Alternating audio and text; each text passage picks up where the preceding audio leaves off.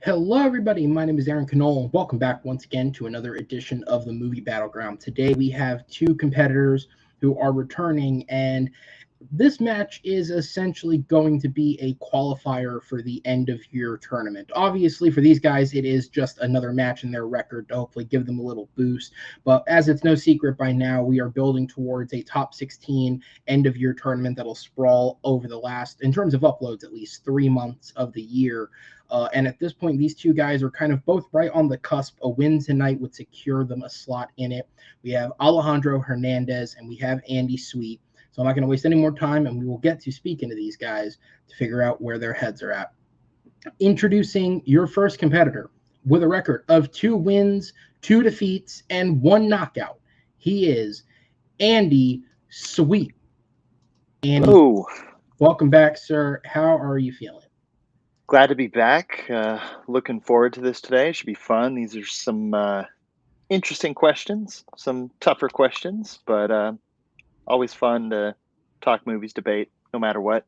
Looking to have a good time. Should be fun today. Absolutely, man. And so obviously you do have a little bit more experience in terms of official matches than Alejandro when you account for the fact that he's played a couple exhibitions. It does equal out as closer to each other. But you've had a bit of an up and down one, but you're coming in here off of a knockout win. Yeah. So how does that help your confidence going into this? It just kind of knows that my preparation is working, so I think my next step is just kind of challenge myself more. So that's kind of what I did today, looking to challenge myself and kind of take that next step and hopefully get into that tournament and maybe make a run for that title. We'll see, though.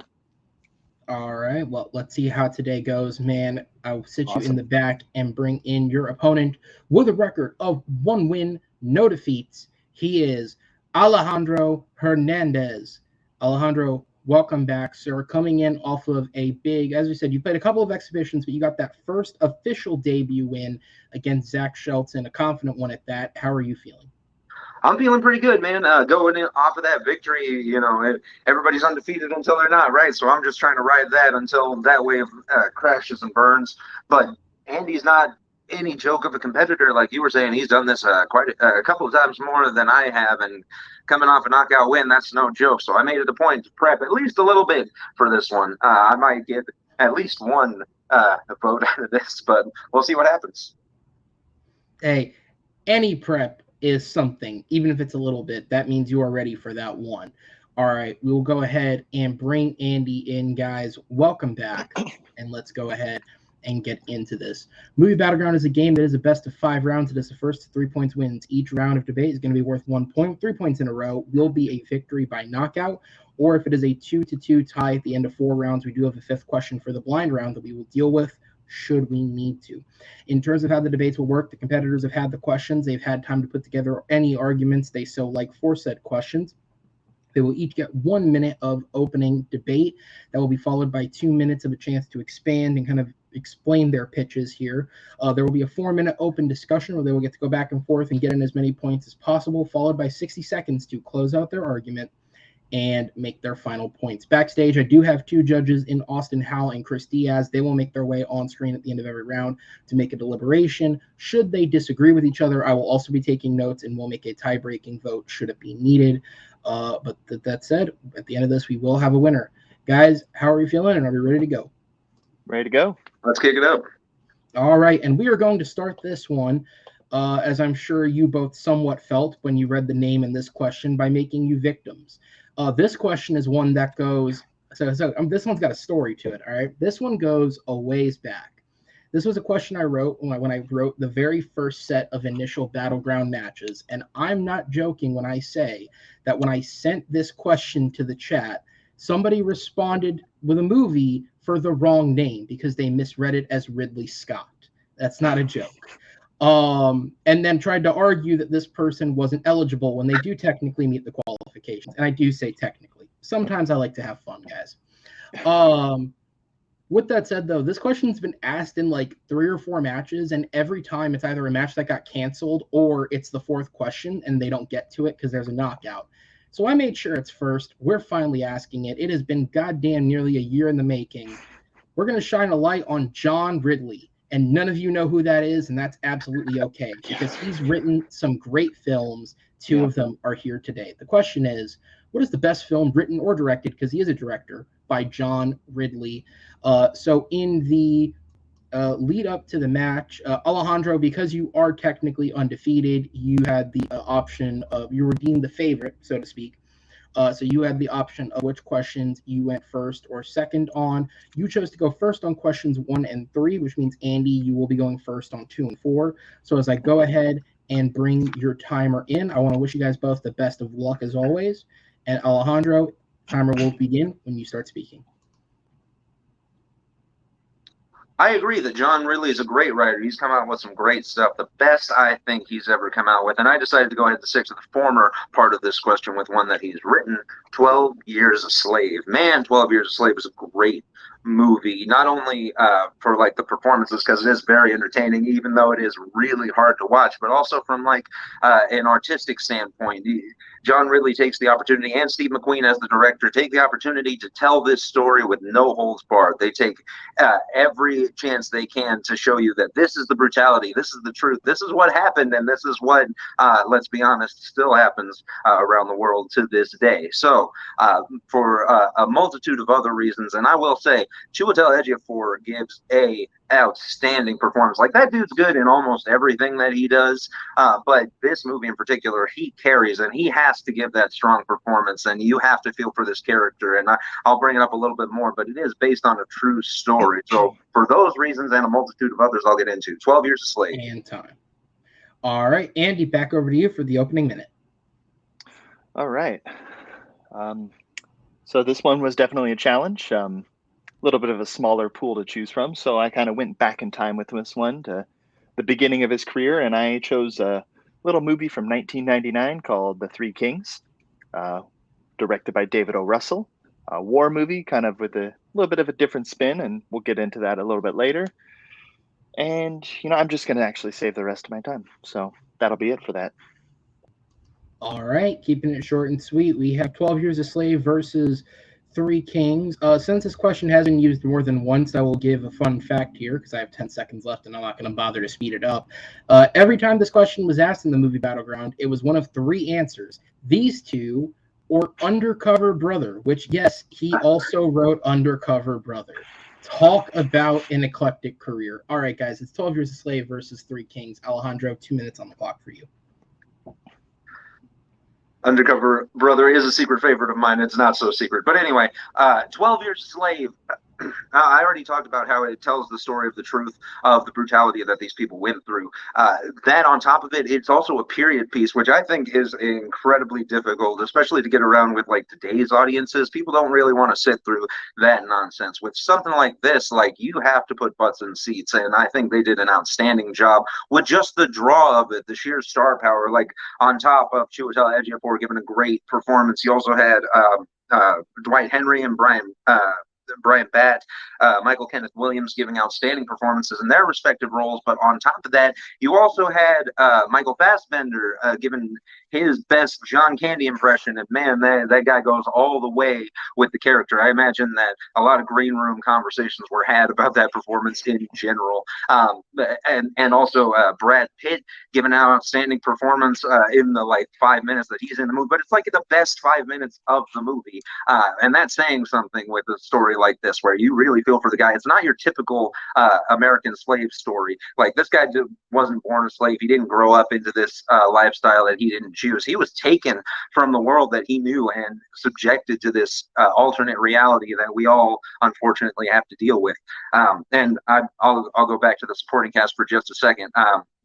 And Benedict Cumberbatch gives an outstanding performance, Southern accent aside, because that dude's working with one arm tied behind his back. But that's neither here nor there. I think 12 Years a Slave gives an outstanding depth to not only just the idea of the character, but also the religious standpoint, because we do get to see how the Bible is used to both justify and also punish this idea of slavery and racism in the country, and ultimately why it's up for interpretation and nobody should actually take that book seriously. But I think 12 Years a Slave is an outstanding story. I think Three Kings is a great movie too. I think 12 Years is just that much better.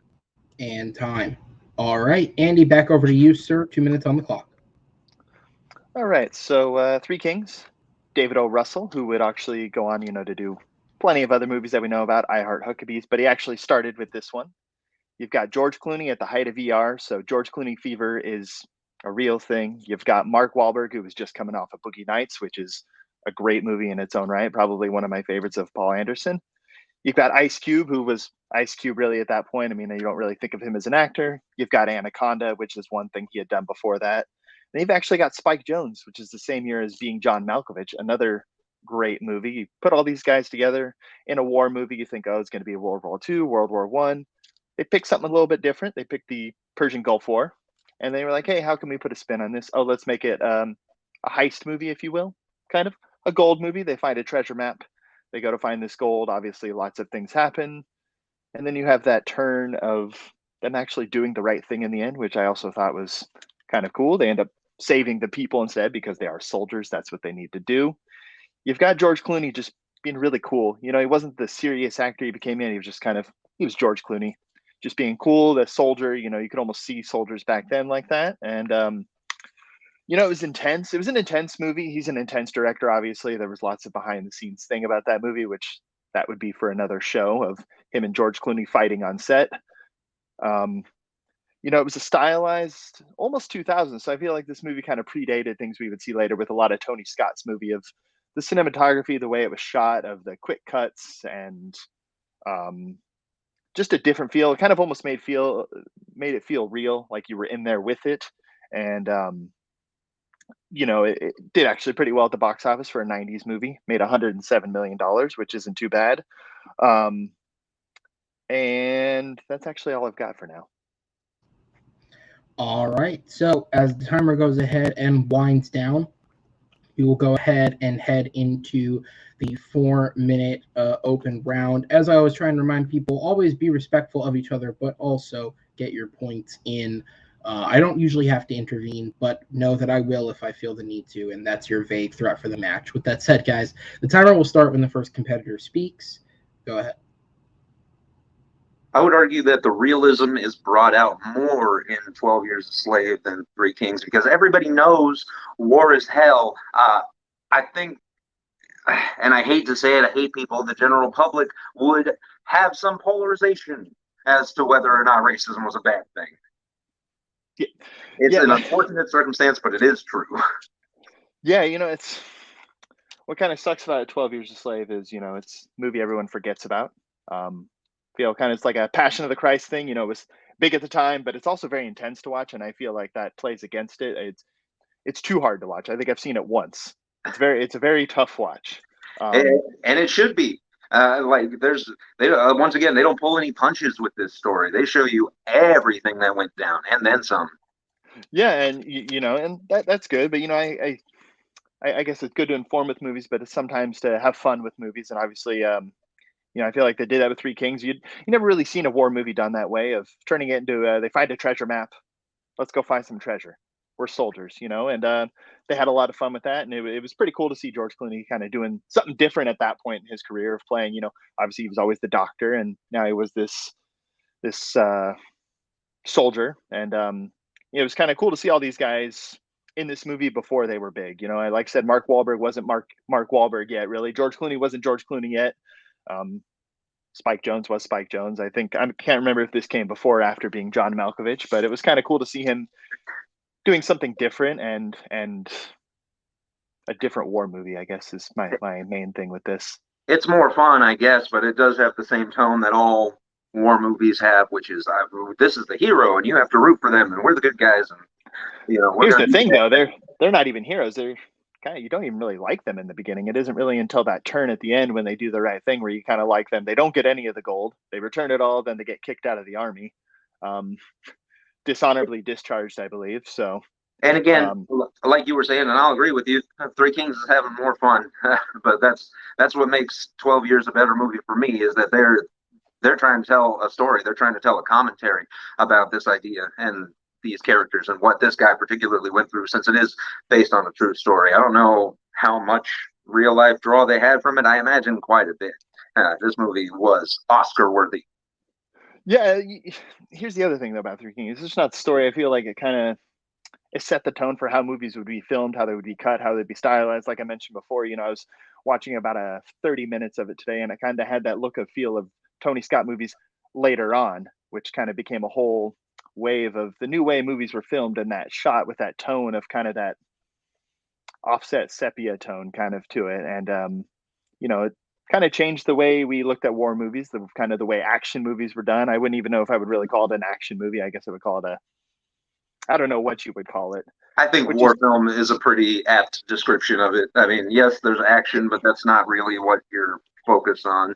12 years, again, the brutality is not what you're focused on either. You're focused on the story, you're focused on the commentary, you're focused on the ideas of political and religious beliefs blending together. And I'm not going to go too far into that because there's not really a whole lot more to say.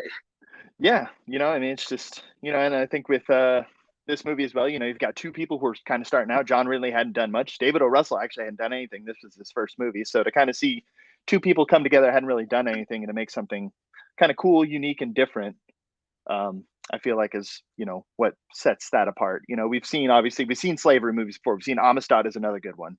But again, not with this spin on it, not with the guy who was taken from a reality that he knew where he was well respected, because and they do take a lot of the musical elements into like the negative space as well with Michael Fassbender's character. They take every opportunity to show the impurities that people put on the world. It's not inherently evil. And time. All right, we have one final minute left on the round. Alejandro, you will get to close your round out first. Time starts when you begin speaking. 12 Years a Slave, for me, is the best kind of film. It's incredibly intelligent. It takes every opportunity, every second in the movie teaches you something, whether or not you interpret it properly or whether or not you're open to receiving something like that. That's besides the point. And yeah, it's kind of a hard watch to get through. The brutality gets worse and worse every time you watch it, but that's because it's real. This is the real world that people had to live through. This was people's lives for real. And for me to tell a story like that, to not pull any punches and to say to the censors, like, hey, I get it. It's really hard to watch. It's supposed to be.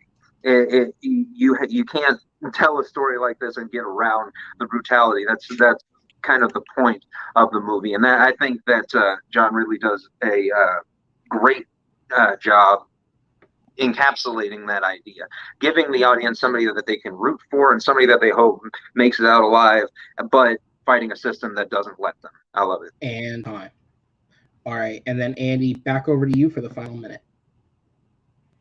All right, Three Kings. You got David O. Russell, first movie. John Ridley, one of the first movies he's written. You've got George Clooney, Mark Wahlberg, taking a war movie, kind of spinning it on its head, doing a little bit of a different take, something we hadn't seen before, a war that we don't really talk about at all because really, honestly, not much happened. It wasn't much of a war. It was a lot of twiddling their thumbs, kind of waiting.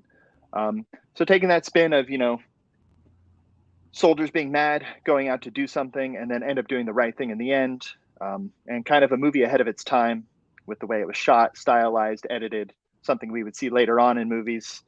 And but also it was intense and fun and different and also just kind of what we needed and an enjoyable movie. And I think that's why this is the best John Ridley movie.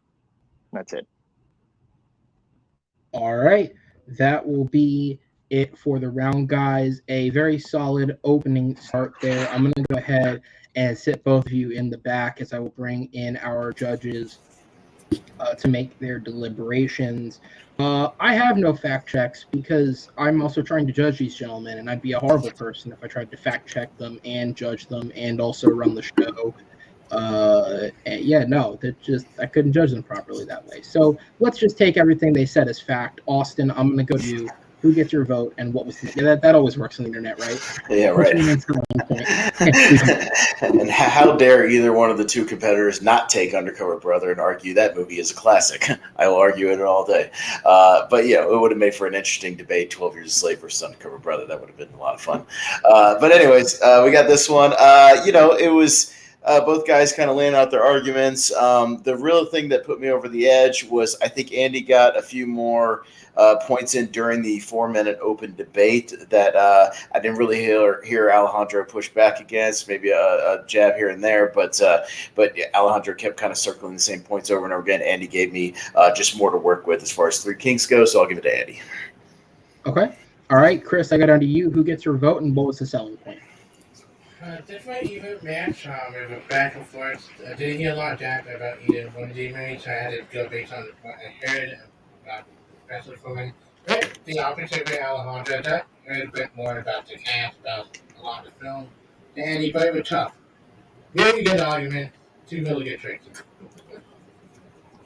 Yeah, absolutely. So that means it'll immediately go to me for the tie-breaking vote. I think these guys both did a really solid job of. One of the hardest types of debates is when you are debating two very different films, and I don't think you could get two further films from these. And I think these guys did a really good job of kind of molding their arguments without filling them with just cheap takedowns and cheap things to try and hurt the other.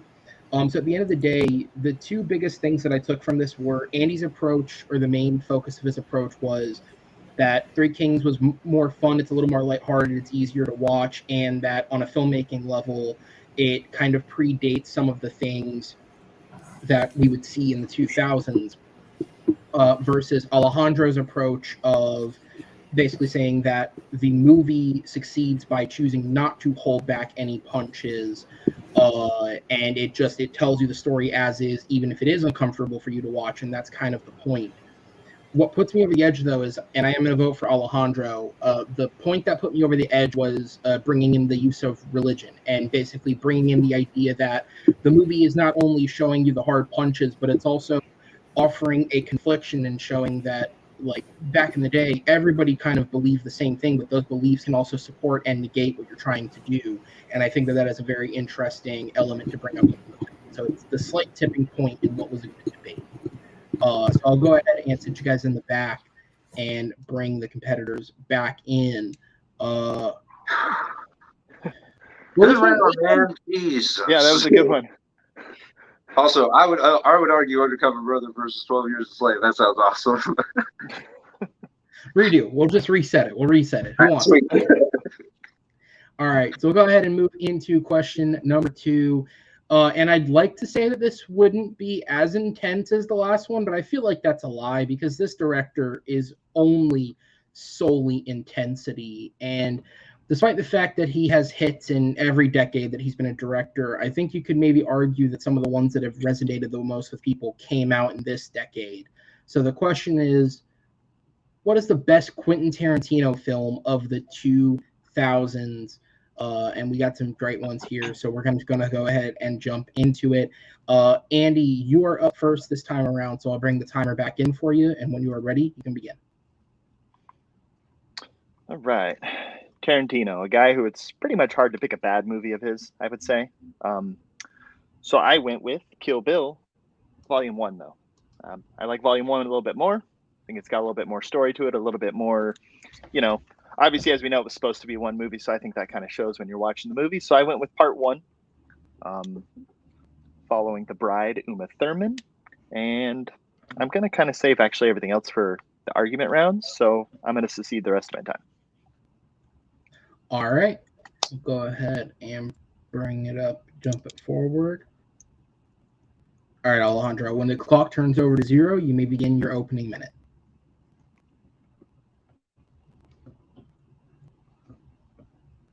It's kind of ironic that I had to talk down a war movie in the last round, because for Quentin Tarantino movies of the 2000s, I had to go with the best one, Inglourious Basterds. Like, this is easily, like, this fluctuates between 1 and 3 on my list of Quentin Tarantino movies, just in general. As far as the 2000s are concerned, there's not really a whole lot of competition as far as Quentin Tarantino movies. Like, I agree with Andy.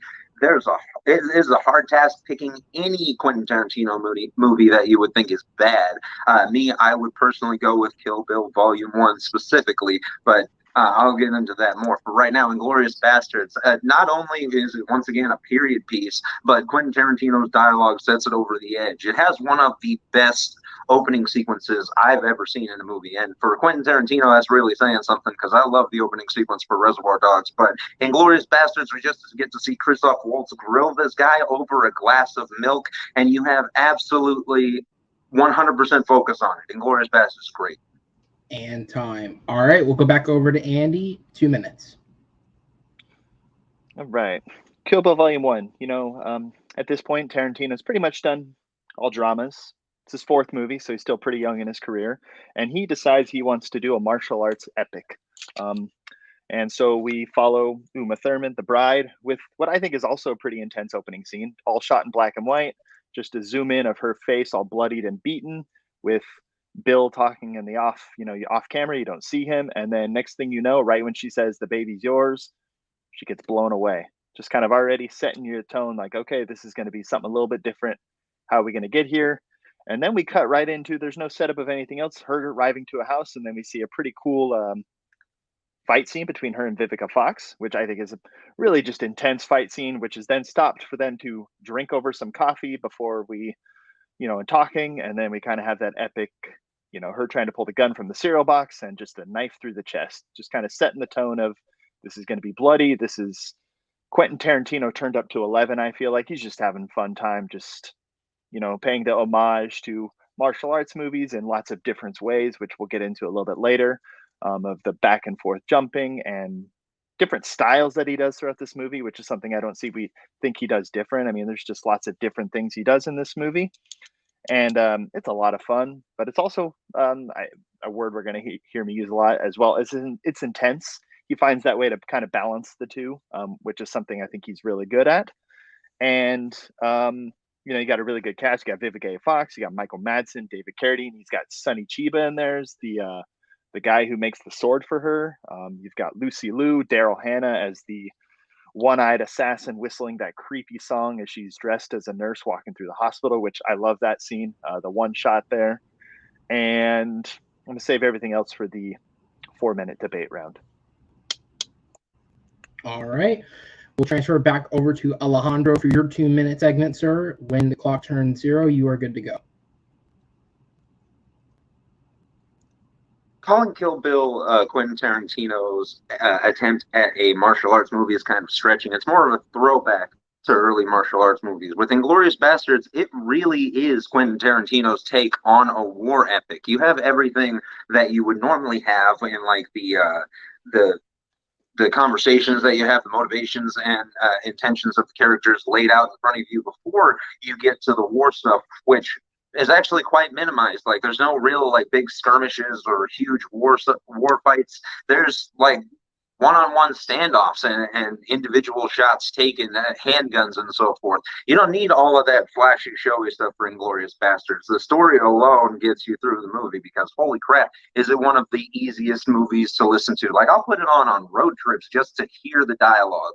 It's one of the smoothest movies I've ever watched. And of course, you do have a great cast to go along with it. You have Brad Pitt, of course, leading the Bastards with Eli Roth. No matter how much I hate that guy, he did make a name for himself as the Bear Jew. Like, that character lives iconically in the minds of nerds everywhere, particularly movie fans and Quentin Tarantino fans. Like, that's top of the list, right up there with the Bride for Quentin Tarantino characters that you think of. You also have Mike Myers making a weird cameo and circle back around. Michael Fassbender, given the performance of a lifetime, man, like, that guy speaks 6 languages and loves to show it off. And I'll go into it just a little bit. That foreign film aspect, taking the idea of being in Nazi-occupied France and going from Germany to the U.S. and back and forth and having those different takes on it, I think makes it an incredibly interesting listen for people like me who don't really like to focus for very long.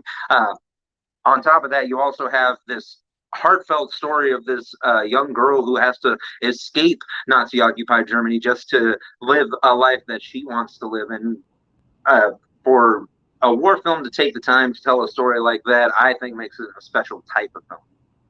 And time. All right, we're going to go into the 4-minute open discussion. The timer will start when the first competitor speaks.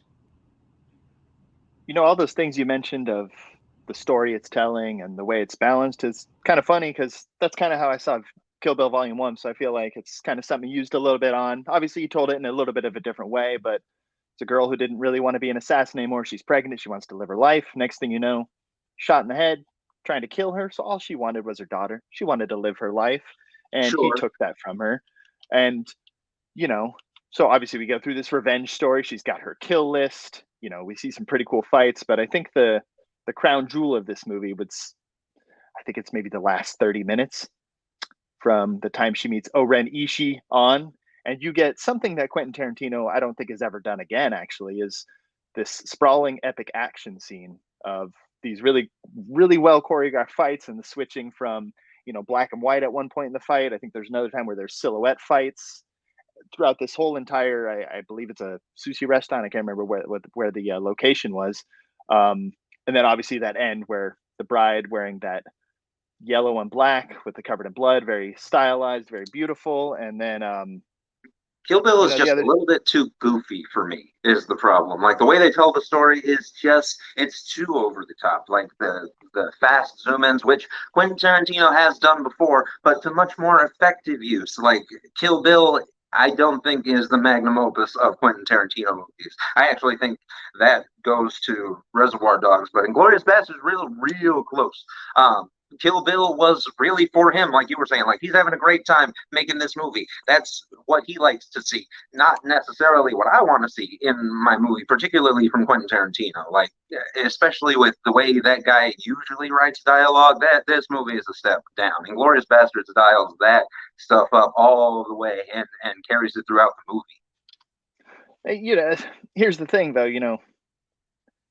Kill Bill is so different, and I think that's why his best movie. It's something different than his normal of wordy dialogue, which I love, but it's just like that's what you expect from him. So he kind of threw you a curveball of like, hey, you expect this from me, you expect from this. I'm going to give you this. I'm going to give you something different, which I like as a director. He's evolving. He's learning how to, he's learning his craft. He's perfecting it. He's using so many. I mean, there's literally a scene where he does a whole scene with anime, which is you don't see that in movies. There's a whole chapter, I believe it's chapter 3 or chapter 4, focusing on someone's origin story done in a, so he's making his take on a samurai movie, a martial arts movie, which is something, unique.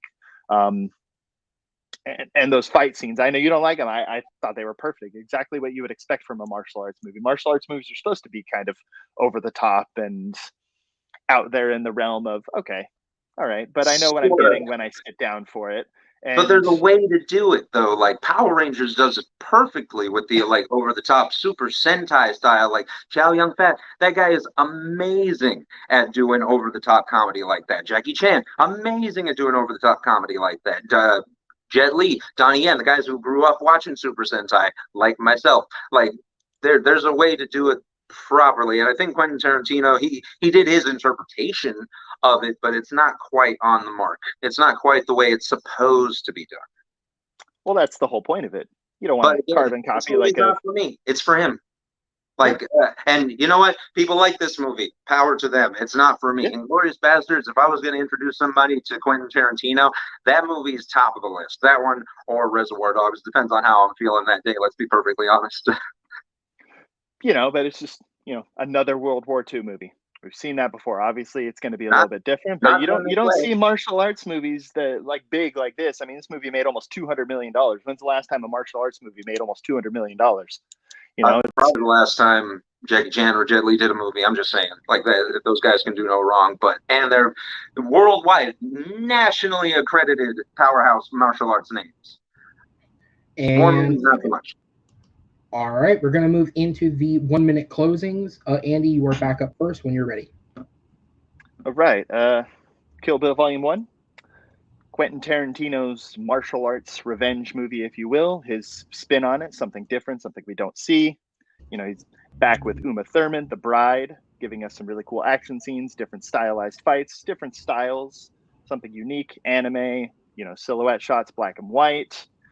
A lot of minimal music as well, something I noticed actually through that movie, not very Quentin Tarantino-esque, where the movie, there were certain action scenes where there was no sound. He was kind of letting that Oren Ishii fight, there's about 10 minutes where there's actually no music. He just lets the action do the speaking, which I think is kind of unique and different. That's the whole point of a martial arts movie.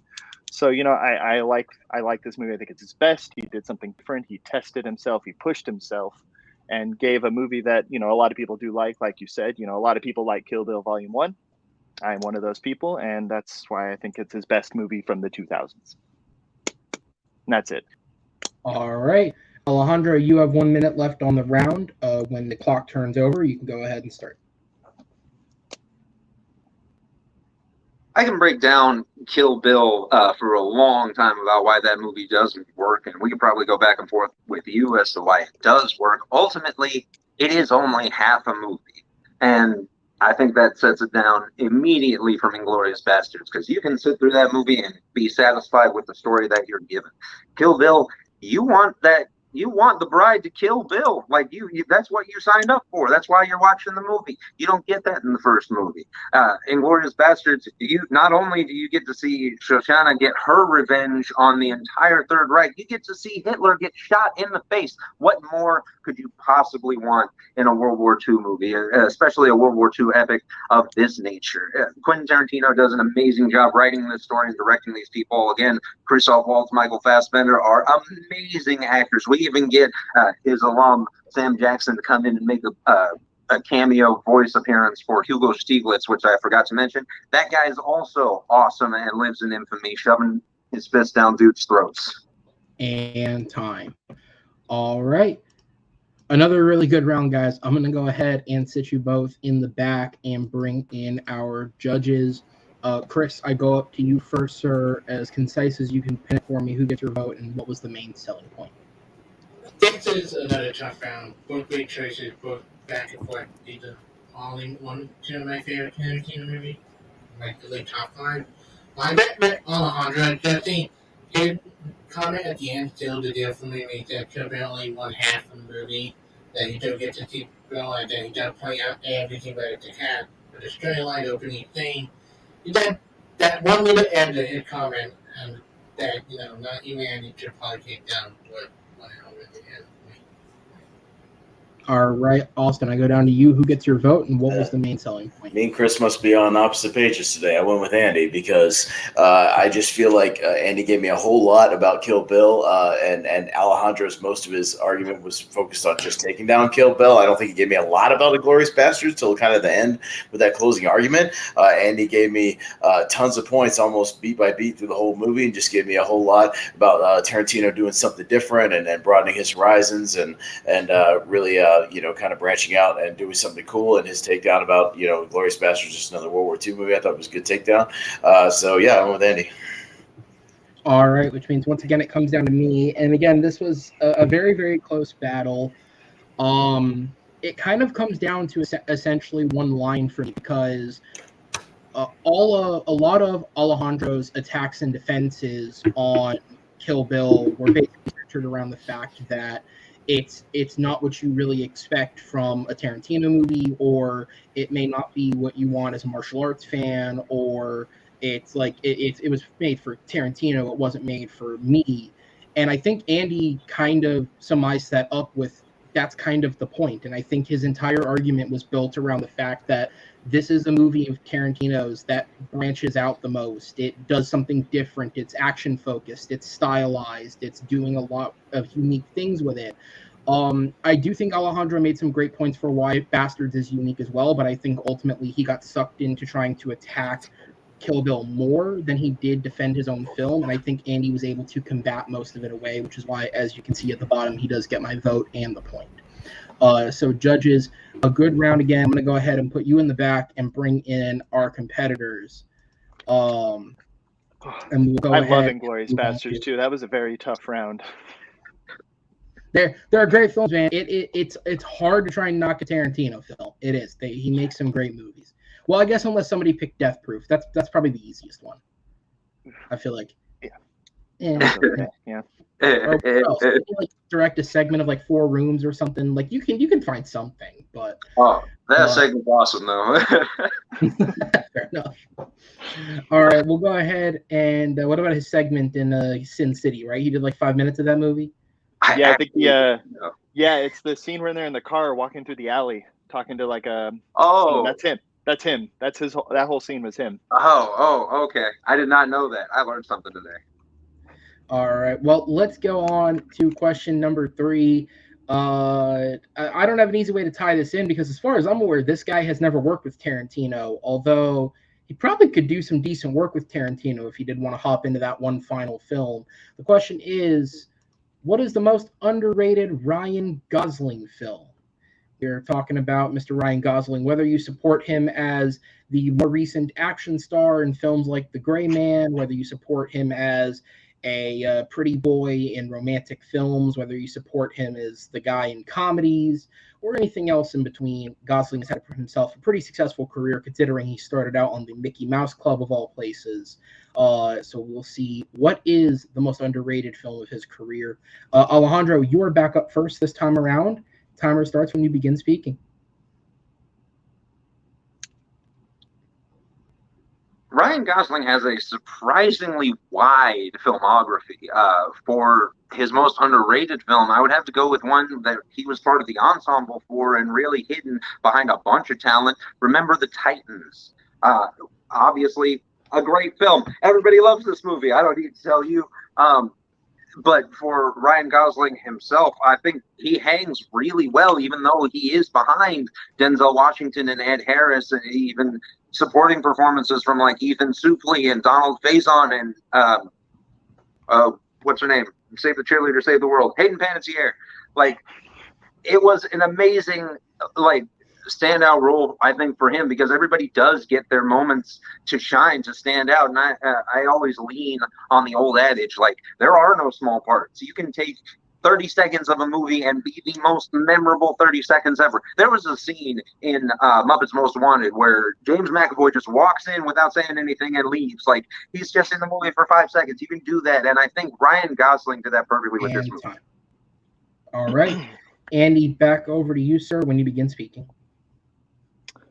Like it's been mentioned, Ryan Gosling, he's got a wide array of movies, every type you could think of, but I think the most underrated of his is the criminally underrated The Nice Guys with Russell Crowe and Shane Black.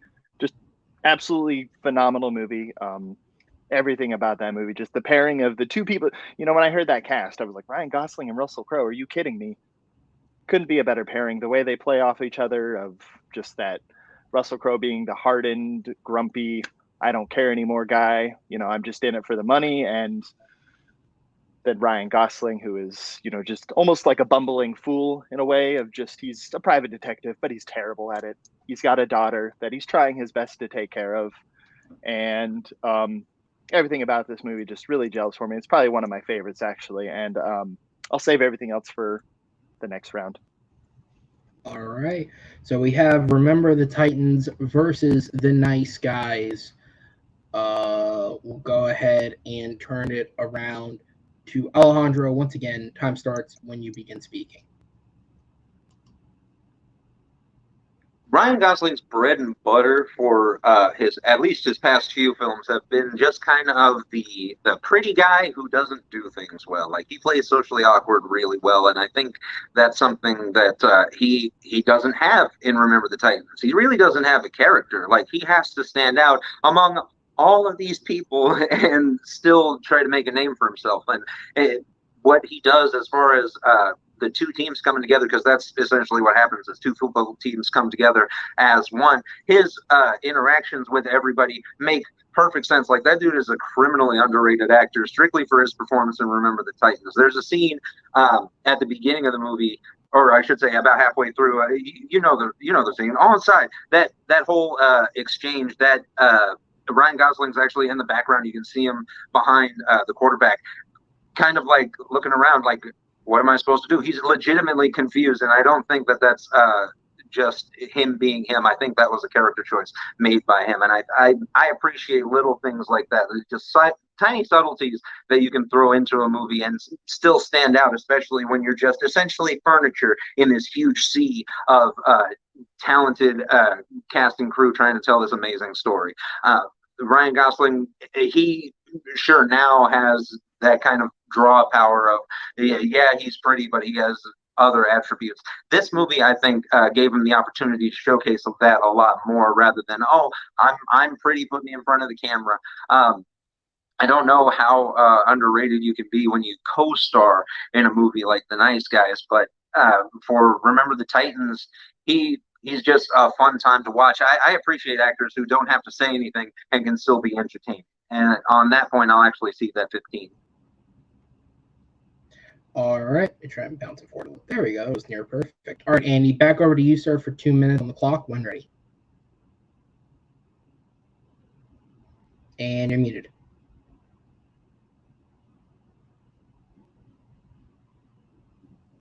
Okay, can you guys hear me? Yes. Okay, sorry about that. Nice, guys. A little bit of a spin on the buddy cop movie, something we haven't seen in a while. Set in the 70s, kind of where Shane Black got his start, actually doing the Lethal Weapon movies. He wrote those in the beginning, so he decided to kind of do a spin on a dark comedy a little bit. I'd say it's a little bit of a dark comedy, them following this murder of a girl and kind of the whole undercover cover up behind it, and Ryan Gosling playing this bumbling private detective. So something a little bit different, a little bit of more of a comedy role than I know he's done romantic comedies, but I feel like this was kind of more of him playing the,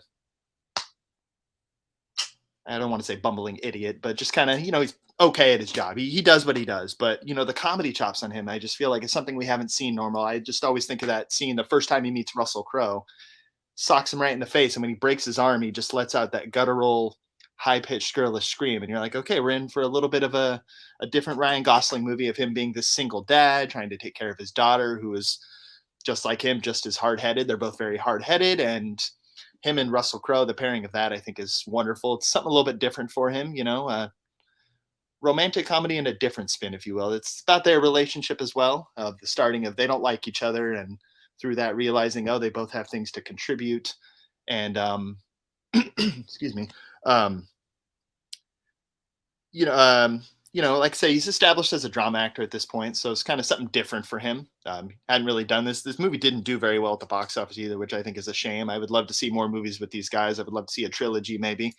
And I'm gonna save everything else for the debate round. All right. So I'll go ahead and jump forward for the 4 minutes. Once they hit 0, the first person can speak. Your timer will resume. I agree with you that Ryan Gosling does get a lot more comedy stuff to do, and people say that comedy is the hardest form of entertainment to do. I personally don't see it that way, but that's just me. It's funny that you say that, because the ensemble's entire purpose in Remember the Titans is to give levity to this incredibly heavy story, and I think that those guys particularly have chemistry together, even though they are really talented. I already mentioned Ethan Suplee and Donald Faison. Like, they not huge names, but you recognize them, and you do. At least I genuinely enjoy watching those guys. Yeah, and I enjoy watching them, and it's when I think of Remember the Titans, I don't really think of it as a Ryan Gosling movie. I think of it as Ethan Suplee, Denzel Washington, whatever the other coach's name is, Will. I'm always drawing a blank on his name. He's in everything, though. He's in everything. Yeah, but he really is. I liked him in The Punisher. But yeah, no, that's what I'm saying. Like, you don't think of Ryan Gosling when you think of Remember the Titans, but he was there, and he was a pretty prominent role among Ethan Suplee and Donald Faison, just in the background doing stuff. That's why I say, like, I don't know how underrated you can be when you co-star in a movie like especially a buddy cop movie. You would think that, but that movie only made $62 million and it had a $50 million budget, and this is a guy who the same year as this, he did La La Land. So this was done the same year as La La Land. So we know he could put butts in seats, and everyone thought, oh, Russell Crowe, Academy Award winner, done lots of big blockbusters. Ryan Gosling, guy who's been nominated for a few, and no one went, and they should have, because it's just the script is wonderful. The way the witty humor, the way they play off each other, it's just very rapid fire. It's just another great scene is that scene in the bathroom. That scene just kills me every time when Ryan Gosling's in the toilet and he busts open, dropping the gun. Just, it's something different for him. It's like almost a slapstick, but him kind of getting to flex his muscle, like, hey, I'm more than just a pretty face, like you said earlier, and a drama guy. I can have fun. I can do something different. So they kind of did this whole thing, and he's got a full circle. By the end of the movie, he's realized, oh, I can be a good dad. Oh, I'm actually a good private detective. He's come full circle, and they obviously could have done more of those movies, and that's probably never going to happen because no one came to see this movie, and they should have. But my point is that he gets more to work with. And I will agree with you. The Nice Guys is actually a really good movie. I enjoyed it way more than the other guys, but he gets way more to work with in The Nice Guys. Like he can build a character because it's practically built for him. In an ensemble piece like Remember the Titans, you have to draw that creativity from yourself and create this character and think, okay, I'm playing face number 5. Like what kind of character is that? What would he do? What and etc. Like directors don't have time to micromanage stuff like that. But it's it's not an underrated movie because everyone knows Remember the Titans. Lots of people have seen Remember the Titans. People still talk about Remember the Titans. I don't hear a lot of people talk about The Nice Guys. I talk to some friends and they're like, "What? I've never heard of that movie."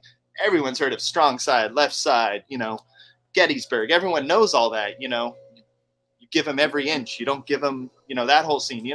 It's a football movie. Everyone loves football movies. But that's the whole thing. That's what I'm saying. Like, nobody remembers that Ryan Gosling was in the movie. They remember all of these great things, and that's why Remember the Titans is his most underrated role, at least his most underrated performance in any movie. Like, he's featured prominently in The Nice Guys. And yeah, he does get to work with one of the best actors in the world in Russell Crowe. So he gets to bounce off his creativity off of him and his energy and match the chemistry with Remember the Titans. That's all him. Like, that's all his idea and his genuine performance ability going into that character. And I think that's an incredibly heavy task, especially in a movie like that, where you do have so much to talk about that you don't have time to even think that Ryan Gosling was in the movie.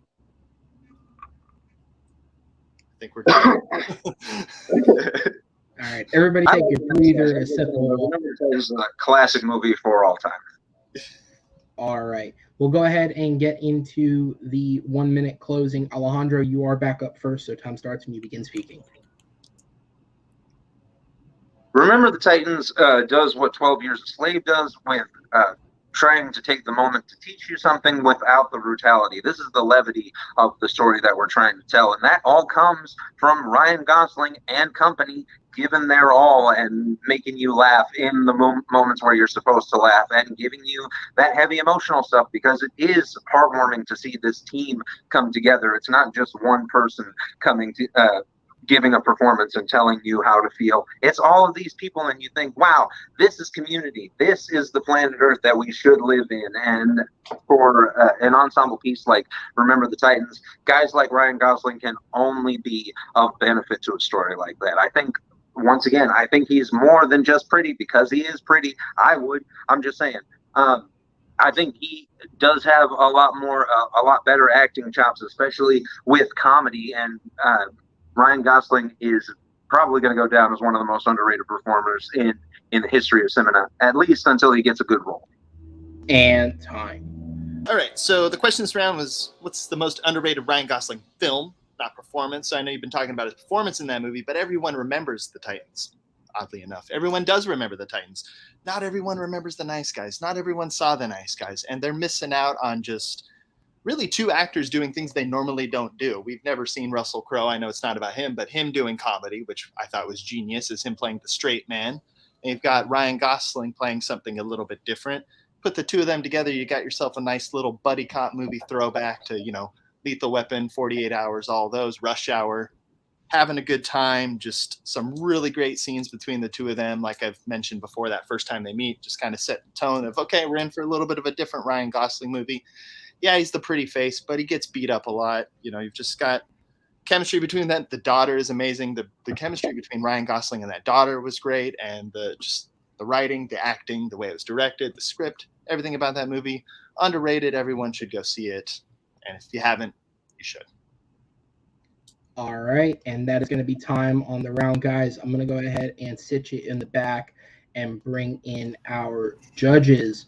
Pez, I go up top to you first, sir. Who gets your vote, and what was the main selling point? Yeah, I was hearing a lot about the movies, which was great, but neither guy really started hammering the actual question until the middle of the 4 minute thing, and at that point, Andy started hitting it. I barely heard anything from Alejandro about why Remember the Titans was underrated, even clapbacks from Andy's points. Andy hammered it again in the closing stuff about actually the underrated aspect of the question, which is what I was kind of waiting for. So Andy got it for me. Okay. Chris, I go down to you. Who gets your vote, and what was the main selling point? Yeah, I went, once again, also this one thing that I wanted to take it to a different approach, like that you talk about, Ryan Gosling, you barely thinking every member typing put out, he had a lot more work there, and I thought that angle went a lot with the debate. And he talked about how underrated Ryan Gosling was in the film. And so that won me over in the end, but even back and forth, tough. Once again, some of the best debate I think so far today. All right, which means once again it does come down to me. And on this one, unfortunately, I think this one was probably the easiest one to make a decision on, and I am going to go with Andy on this. This is one of those instances where I feel like, because for anyone who doesn't know, Alejandro is an actor, and I feel like this is one of those instances where taking what you do in real life and bringing it brings an interesting perspective. I just don't think it was enough for him to win, because I like the approach of, we know a lot of things from Remember the Titans, but Ryan Gosling himself within it is underrated. However, in terms of the question itself, Andy did a much better job on selling me why overall the film was underrated when compared to the whole film of Remember the Titans. And he was still able to provide me details about Gosling's performance that make it different to others in the same way that Alejandro did. So I think he just kind of covered both bases better, despite what admittedly was a unique approach from Alejandro. And I do respect taking the chance on that. So, guys, I'm going to go ahead and sit you in the back as we will move on to question number 4 from these competitors, and we will get into it. And question number 4 is going to be an interesting one because this is a question. If you guys, if anyone watching, first off, if you watch most of these matches, like, thank you. That means a lot. I don't know how you have time, but I appreciate it. But this is a replay question. This is a question that we have actually asked competitors before. And the question at hand is, what is the best film directed by Steven Spielberg of the 2000s? So coincidentally, I didn't even realize it until after sent the questions, but I gave these guys 2 legendary directors, and I gave them the same decade twice. But hey, that's what it is. So we're going to stick with it. So this question was previously used in the blind round between Medea Raymond and Sean Hunter. In the blind round, the answers they gave were Minority Report and The Terminal, and thus because of that, they were deemed unacceptable for this, just so we could get 2 different movies matching up. And similar as to how Minority Report and The Terminal are 2 very different movies, I think once again we have 2 very different Spielberg movies going at each other. So I'm curious to see where this goes. And I'm gonna get ahead of potential outrage. No, when I say different, I don't mean Kingdom of the Crystal Skull. Nobody did it. We're safe here. It's fine. Yeah, why would With someone do that that? said, all right, I would love to see someone try. And I don't even hate that movie the way most people do, but I would love to see someone try. Austin is volunteering as we speak in the background, so let's go ahead and get the debate going before it gets ugly. Andy, you are up first this time once again, sir, so the timer will start when you begin speaking. All right, so Spielberg. Oh, Spielberg. He's got quite the resume. The 2000s has a lot. It was very tough. Went with something a little bit different. I chose Munich. I feel like that's a movie that doesn't get the spotlight shined on it a lot compared to the rest of his catalog. 2005, focusing on the 1970s, I believe, 72 Olympics, 11 people killed by Iranians. Oh, Palestinians, sorry. Set in the 70s, and the basically revenge mission, true story about the kind of the righting the wrong of that, played by Eric Bana as the lead. And I'm going to save everything else for the next round, actually. Okay. All right. So we got Munich as the first movie up. Alejandro, you get 1 minute to present yours when you're ready. I absolutely agree. You throw a rock at a Steven Spielberg movies of the 2000s, you're going to hit something good. For me, I think one stands out above the rest. Catch Me If You Can. Man, that movie's fantastic. It's so much fun. It's weirdly whimsical, this story. First of all, you can always tell a good street rat character, like this underdog who does things that are illegal but ultimately don't hurt anybody and still get that sympathetic nature.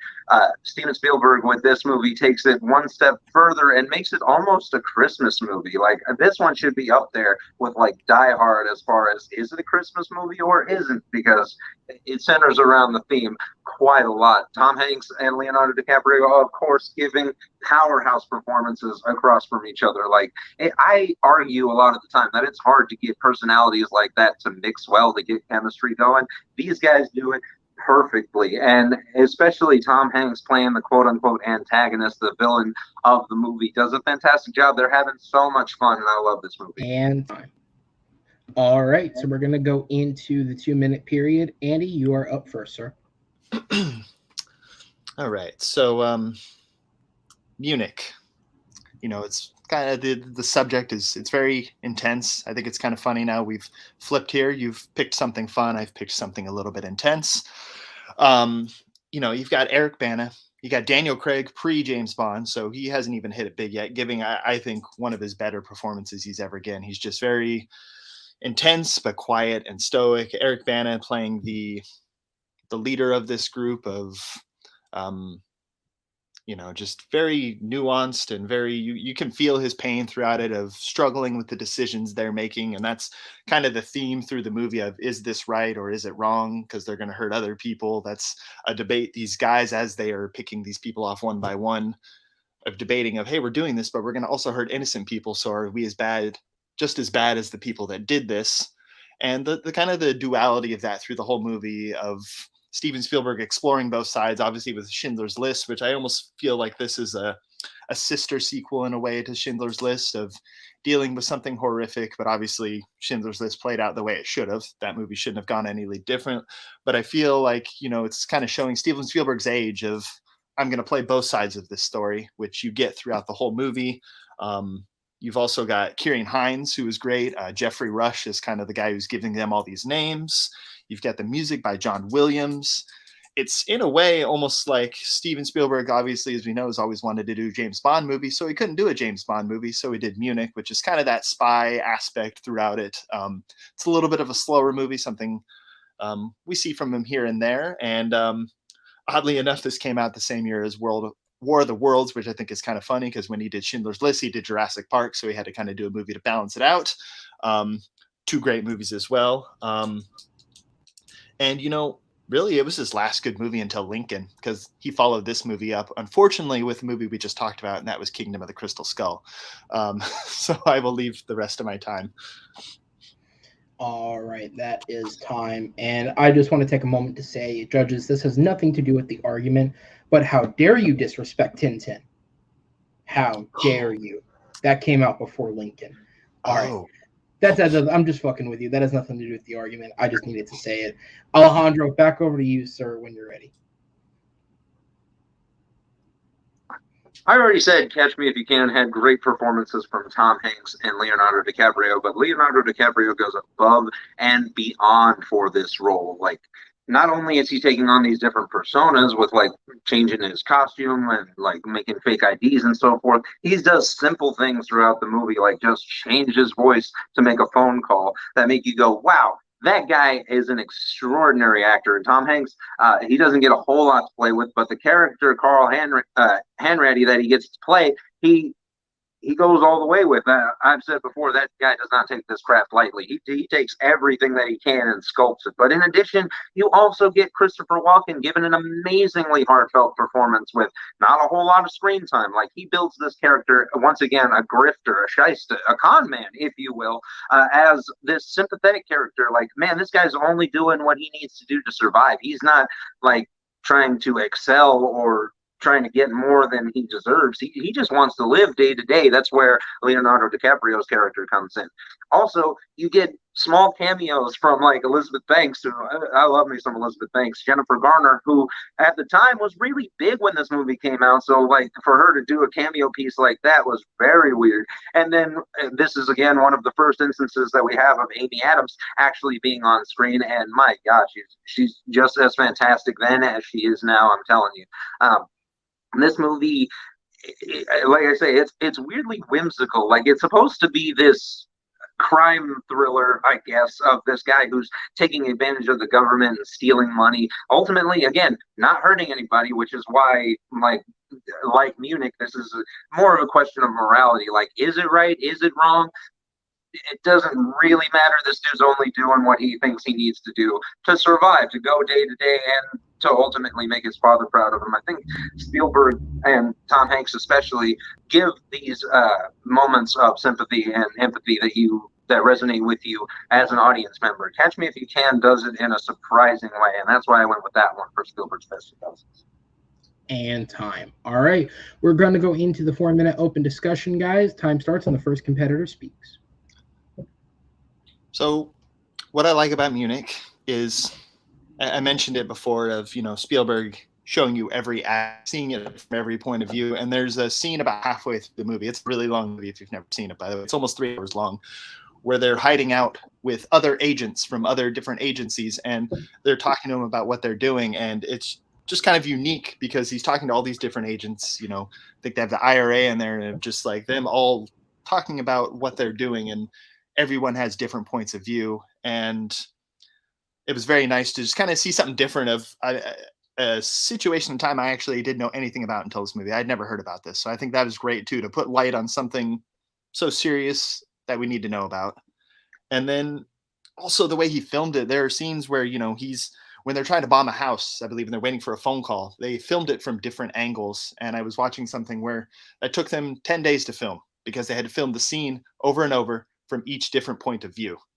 And so I really like, Spielberg was, by 2005, I mean, he's established, but he still wants to challenge himself. So he decided to challenge himself with this movie, do something different, something very heavy, and stretching the way he's filming things. And like I said, making a spy movie, but also a history movie. And then, the music plays well. Obviously it's John Williams again, because there can't be anyone else with it.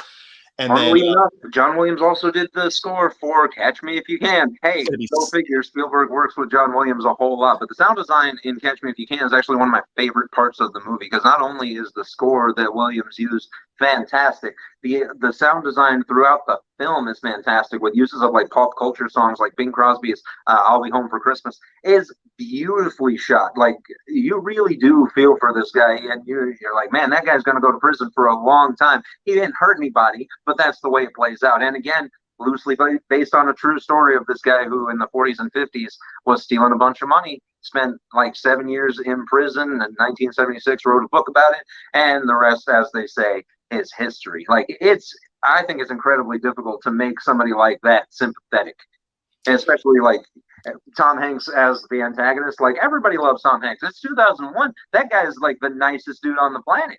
And obviously Catch Me If You Can, it's a good movie, but obviously, we knew who Leo was, we knew who Tom was, so you expect, the three of that, them with Spielberg, we're going to get a good movie. But he took Eric Bana, who's not really a big name. He took Daniel Craig, who no one had really known at this point. He hadn't done Casino Royale. And, you have them carry a movie that's 3 hours long, and you go on this journey. Yeah, it's 2 hours and 43 minutes. It's a long one.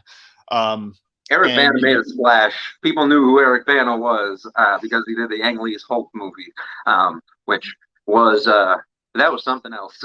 Yeah, but he carried it with he has such an intensity, but also a softness to him through the whole movie, of him struggling the whole movie. He's doing this, and he also has a daughter, and he has a family himself. So he's thinking about them, but he's thinking about righting the people who are wronged, but he's also struggling with, I'm going to hurt innocent people. There's literally a scene where they blow up and they kill a kid, and he struggles with that. And you go through this emotional journey, and the way it's shot, the way it's filmed, the way it's, just everything coming together. I feel like it's Spielberg at peak form. It's mature Spielberg, which we don't get to see often. We do get to see it, but we don't get to see it often.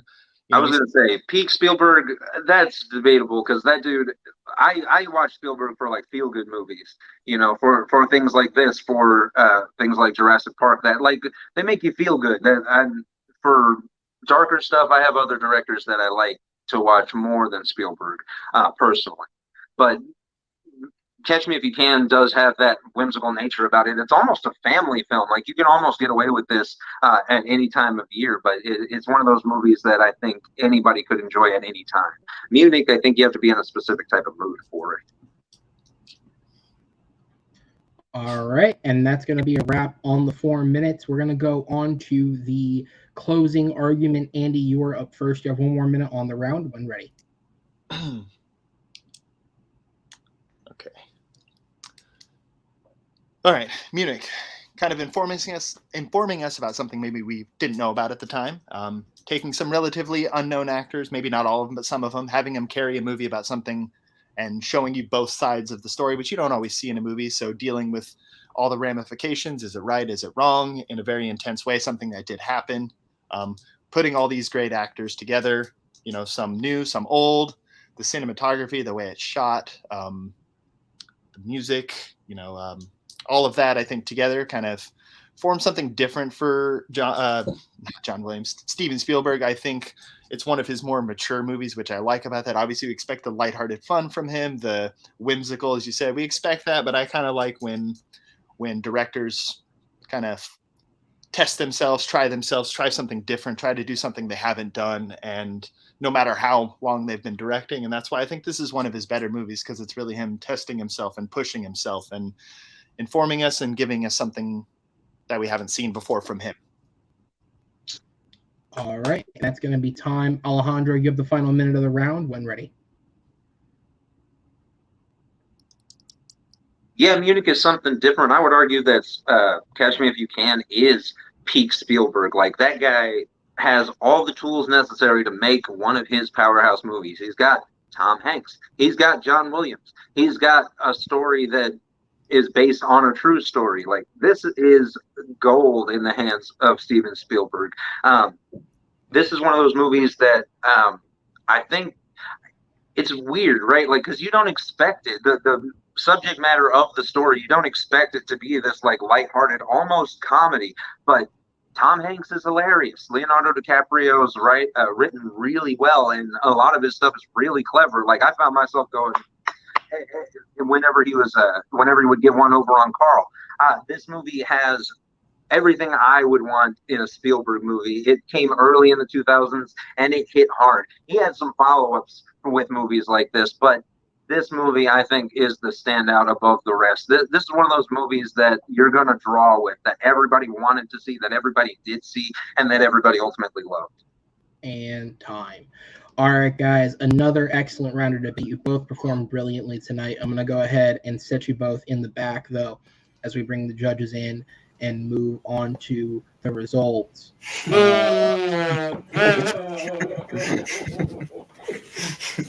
I said it. Coming from the guy who would defend Kingdom of the Crystal Skull. I didn't say it was good. I said, watch me defend it in a debate, and I will lie and bullshit my ass off in a debate and win a point. That's what I said. I'm going to shut my mouth up because I have more facts to back that. Chris, I'm going to go ahead and go up to you, sir. Who gets your vote, and what was the selling point? So we might all be in agreement this one, hopefully. I went with Eddie. I kind of thought he went, despite his controversy, with that one comment he made a really great argument talking about the cast, about how unknown Daniel Craig had a rather big name. He brought specific thing that the team, all the agencies coming together. The Boy Radio. He did more than I think Alejandro did. I love both of these movies. I just think Andy does put out much script there. He put down Catch Me If You Can a few times. So Andy does my vote, yeah. Okay. Also, I go down to you. Who gets your vote, and what was the selling point? Yeah, I think this one, me and Chris might actually be on the same page. I said Andy on this one. I think you just gave me a little bit more about Munich overall. Alejandro talked about some of the whimsical stuff and the mainstream things, but it was kind of circling a lot. Neither guy's really attacking each other on that one or attacking the movie. So I strictly went on the points that each guy gave me, and Andy he just had more kind of overall with that. That's just my logic for this one. So I went with Andy. All right. Guys, thank you so much. I'm going to go ahead and sit you guys in the back because your winner by a final score of 3-1, Andy Sweet coming out with the victory. Sir, congratulations, man. It was a well-fought battle between the two of you. It was a great matchup, but you do come out the victor. How are you feeling after that? Relieved.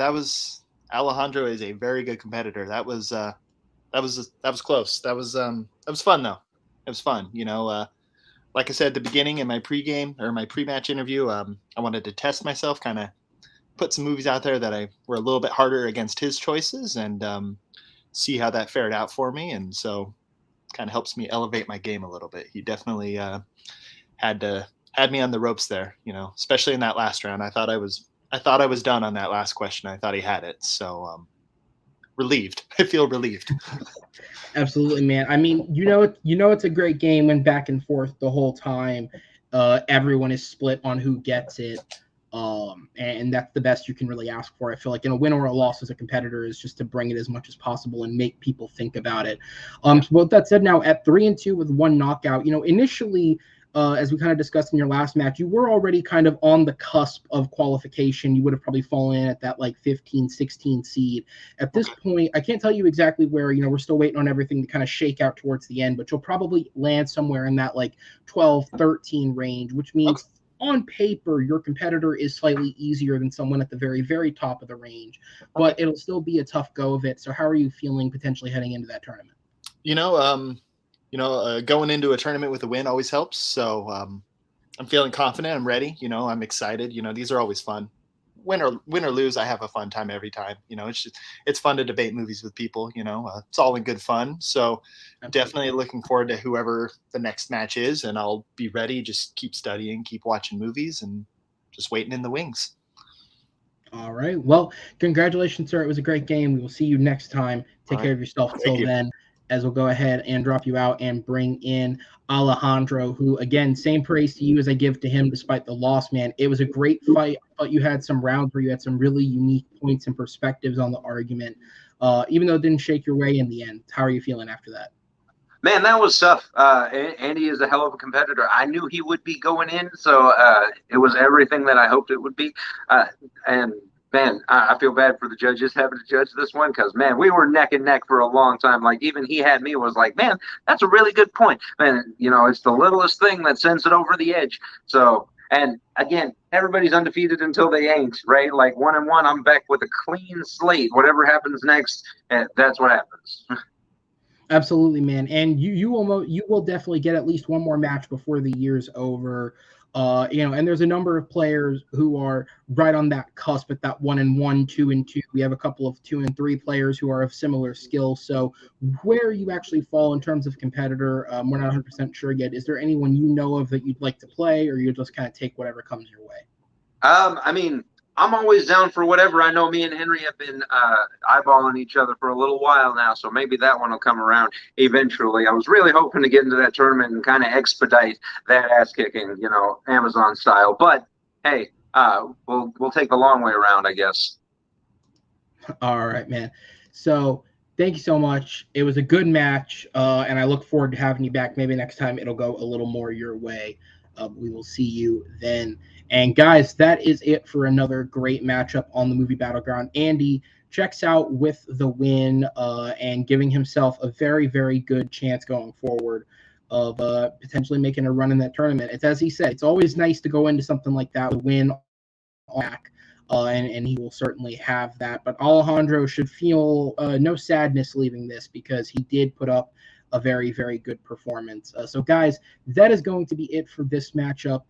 Thank you to my judges, Austin and Chris backstage, for helping us out. Please, if this is your first time watching, please be sure to subscribe to the channel and stick around for more Movie Battleground. Like the video, drop a comment, subscribe, as I said. Do all of that to stay in tune with the league and keep up with it because we have a lot of great matches, Next weekend, we begin the semifinals of our summer invitational tournament. We have 4 great players left. Will Cohen versus Jeremy Adams and Alec Miller versus Amadou Moses are the 2 matchups. One weekend, we'll have one. The next weekend, we'll have the other. And they will be taking each other on for the chance to get to the end of that tournament and get a number 1 contenders match. And then as we move into the fall, all these matches that we're playing now, especially for competitors like Alejandro and Andy, are deciding the final placements going into the end of year tournament, which will begin uploading in October. We have a lot coming for you guys for the rest of the year, so be sure to stick around. And on behalf of everyone here at Movie Battleground, my name is Aaron Canole. We'll see you next time. Take care.